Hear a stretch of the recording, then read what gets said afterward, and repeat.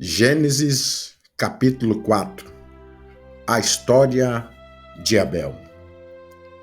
Abel, o segundo filho de Adão e Eva, irmão de Caim. Abel pode ser um derivado de um vocábulo hebraico que significa sopro ou vaidade, para prefigurar assim que sua vida seria curta. Ele se tornou pastor de ovelha.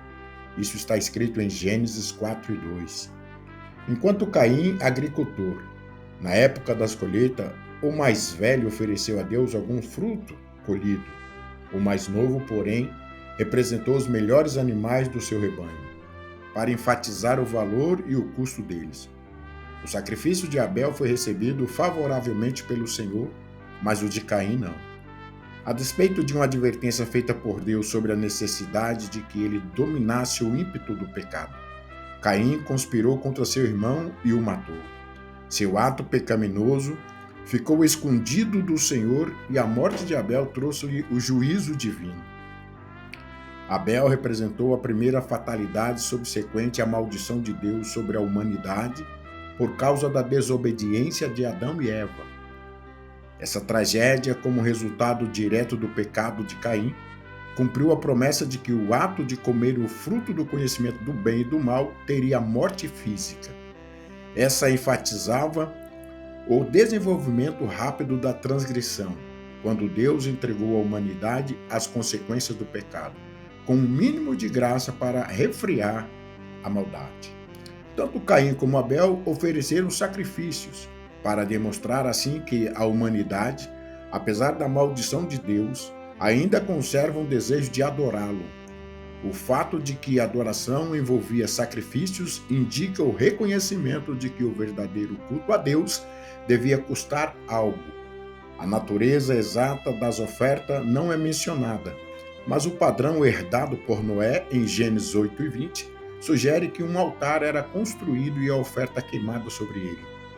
A maneira como Deus expressou sua aceitação a Abel não é clara, mas possivelmente isso se deu por uma manifestação do fogo divino. Talvez sua oferta tenha sido consumida pelo fogo e a de Caim não. O Senhor aceitou a oferta de Abel em detrimento da de Caim, porque o mais moço era justo. Hebreus 11:4 diz: pela fé, Abel ofereceu a Deus maior sacrifício do que Caim, pelo qual alcançou testemunho de que era justo, dando Deus testemunho dos seus dons, e por ela, depois de morto, ainda fala. Oferecia o melhor do seu rebanho. Sua justiça, porém, não foi demonstrada pelo valor da oferta, e sim pela sua fé. A repreensão de Deus a Caim, portanto, focalizou sua atitude de coração. Gênesis 4:7 diz: se bem fizeres, não é certo que serás aceito? E se não fizer o bem, o pecado jaz à porta, e sobre ti será o teu desejo, mas sobre ele deve dominar. Essa foi a primeira revolução de que o Senhor preocupava-se em que a adoração fosse uma expressão exterior de um coração devoto e obediente, e não apenas comportamento religioso. O assassinato de Abel, como homem de fé, tornou-se um protótipo dos que seriam martirizados por confiança. Mateus 23:35 diz: para que sobre vós caia todo o sangue justo que foi derramado sobre a terra, desde o sangue de Abel, o justo, até o sangue de Zacarias, filho de Baraquias, que mataste entre o santuário e o altar. Nesse sentido, a fé de Abel ainda fala, porque a sua confiança ainda esperava uma vindicação. Ele nunca recebeu a bênção da aprovação de Deus por sua fé sobre a terra. Hebreus 11:39 diz: e todos estes, tendo tido testemunho pela fé, não alcançaram a promessa, provendo Deus alguma coisa melhor a nosso respeito, para que eles sem nós não fossem aperfeiçoados.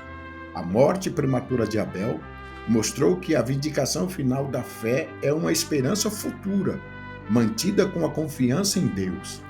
Um contraste, contudo, é estabelecido em Hebreus 12:24.